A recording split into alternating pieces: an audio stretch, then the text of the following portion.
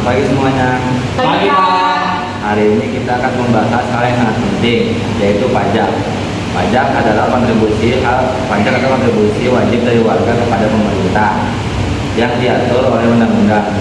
Pajak tidak memberikan imbalan secara langsung, tetapi hasilnya bisa kita nikmati melalui pembangunan fasilitas umum. Jadi pajak itu seperti kita memberikan uang tanpa mendapatkan barang atau jasa secara langsung, Pak.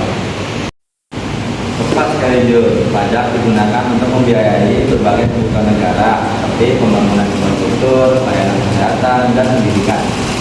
Fungsi dari pajak itu, Pak. Nah, fungsi pajak itu ada 4, yaitu fungsi yang pertama itu fungsi anggaran. Fungsi ini merupakan tugas utama negara melakukan pembangunan seperti menyediakan fasilitas pendidikan, kesehatan, infrastruktur, dan pelayanan publik lainnya. Nah, yang kedua itu fungsi mengatur. Fungsi ini digunakan sebagai alat untuk mengatur atau melaksanakan kebijakan negara dalam melakukan ekonomi dan sosial. Sebagai contoh, yaitu tarif pajak untuk ekspor sebesar 0% untuk mendorong ekspor produk Indonesia di pasaran dunia. Nah, yang ketiga ini fungsi pemerataan. Fungsi pemerataan berfungsi untuk pemerataan pendapatan masyarakat. Contohnya, negara menggunakan pajak untuk pemerataan kesejahteraan melalui jaminan kesehatan, bantuan, dan pemberian fasilitas publik. Nah, yang terakhirnya ada fungsi stabilisasi.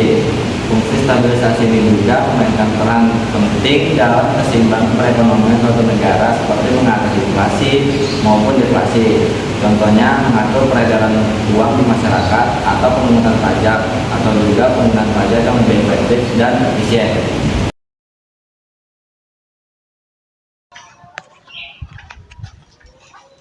Pak Arya, saya mau nanya dong, Pak. Tadi kan saya habis belanja di toko. Terus saya lihat ini ada pajak PPN. Pajak PPN itu apa sih, Pak? Setiap kali kita membeli barang atau jasa tertentu, kita dikenakan pajak ini. PPN ini adalah salah satu sumber pendapat negara yang digunakan untuk pembangunan.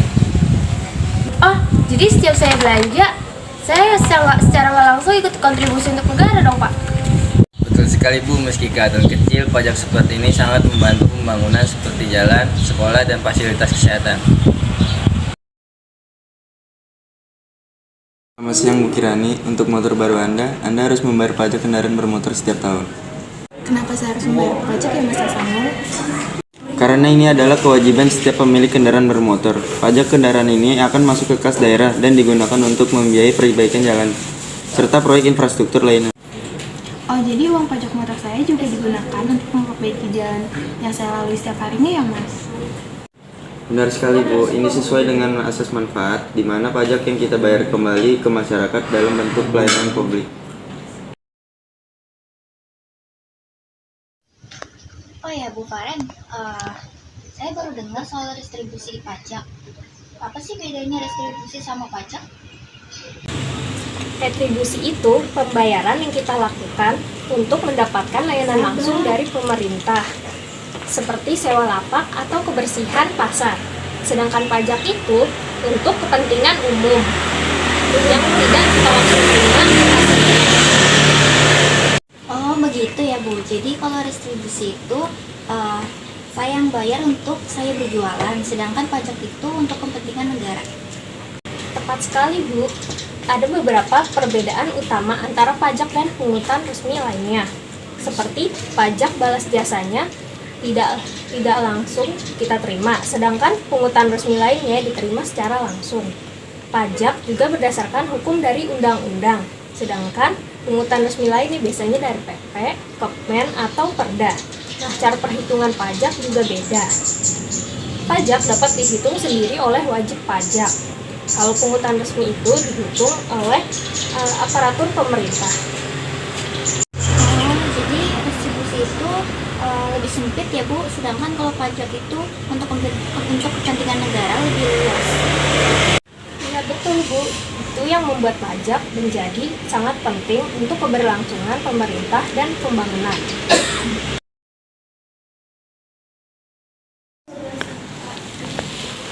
Mas Hasanul, saya ingin bertanya lebih lanjut tentang tarif pajak. Saya dengar ada berbagai jenis tarif pajak, bukan hanya progresif. Bisa jelaskan? Tentu Pak Inur, ada 4 jenis tarif pajak yang umum digunakan. Mari kita bahas satu persatu. Yang pertama, tarif pajak proporsional. Ini adalah tarif yang tetap, artinya presentasi pajak selalu sama. Tidak peduli berapapun penghasilannya atau jumlah objek pajaknya. Misalnya, tarif PPN pajak pertambahan nilai adalah contoh dari pajak proporsional, yaitu 11%. Jadi, kalau seseorang membeli barang senilai 1 juta, dia dikenakan pajak 11%. Dan jika barang yang dibeli senilai 10 juta, tetap dikenakan 11%. Proporsinya, pajaknya sama. Berarti semakin besar nilai barang yang saya beli, semakin besar juga pajak yang saya bayarkan. Tapi tarifnya tetap. Betul sekali Pak. Yang kedua, tarif pajak tetap. Pajak ini nilainya tetap tidak peduli jumlahnya penghasilan atau objek pajak. Contohnya, pajak kendaraan bermotor roda 2 yang dikenakan biaya tetap per tahun. Tidak berubah berdasarkan nilai atau kondisi motor.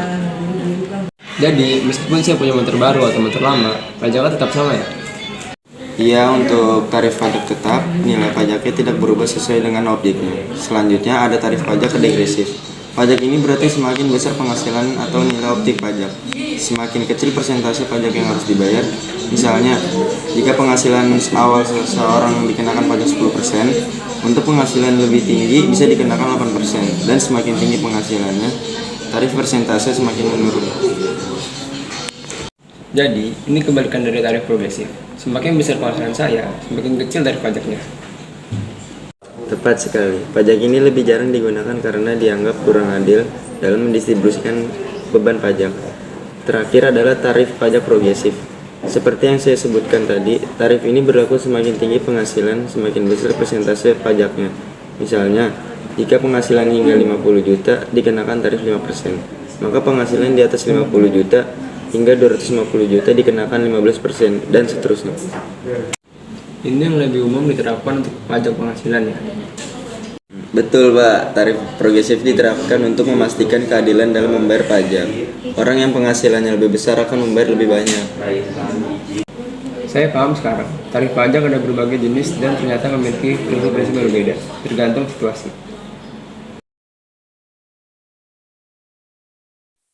Kalian tahu salah satu manfaat dari pajak adalah untuk membiayai pendidikan. Sekolah ini dan banyak sekolah lainnya bisa dibangun dan diperbaiki karena dana dari pajak. Oh gitu Bu, jadi uang pajak yang orang tua kami bayarkan digunakan untuk pendidikan kami juga dong? Betul sekali Aulia, dengan membayar pajak kita ikut membiayai pendidikan sehingga semua anak bisa mendapatkan kesempatan belajar yang lebih baik. Selain itu, pajak digunakan untuk membiayai layanan kesehatan, misalnya mendanai rumah sakit dan program jaminan kesehatan. Apakah ada manfaat lain selain manfaat pajak dari untuk pendidikan dan kesehatan, Bu? Tentu saja Jun, pajak digunakan untuk membangun infrastruktur seperti jalanan, jembatan, serta transportasi umum. Pajak juga digunakan untuk mendukung program bantuan sosial untuk masyarakat yang kurang mampu. Wah, pajak itu sangat penting ya Bu. Saya disadar kalau kita berpajak secara teratur, kita sudah sangat membantu masa depan generasi anak muda.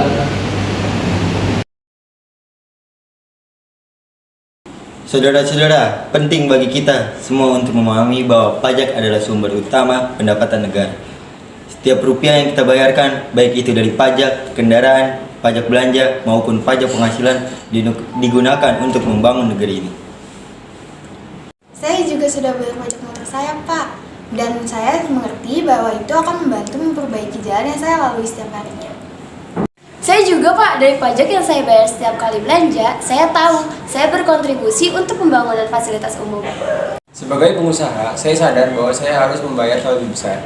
Tetapi, saya paham ini adalah bagian dari kewajiban saya untuk membangun negeri. Nah, setiap pajak yang kita bayarkan, baik itu pajak belanja, kendaraan, atau penghasilan, semuanya adalah bentuk kontribusi kita untuk membangun negara. Pajak adalah tulang punggung pembangunan, memastikan kita semua bisa menikmati fasilitas dan layanan publik yang lebih baik. Sekarang saya paham Pak, jadi pajak itu bukan sekedar kewajiban, tapi juga investasi kita untuk masa depan. Dan setiap orang, dari pedagang kecil maupun pengusaha besar, punya peran penting dalam membayar pajak ya. Tepat sekali Jun, pajak adalah tanggung jawab kita semua untuk mencapai masa depan yang lebih baik.